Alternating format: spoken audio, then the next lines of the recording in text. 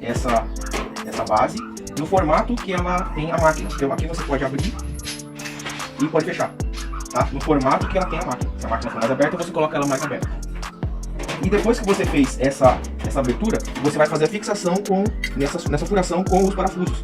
Então, aonde encontra os furos, você pode colocar os parafusos aqui, que já vem um parafuso de porca, tá certo?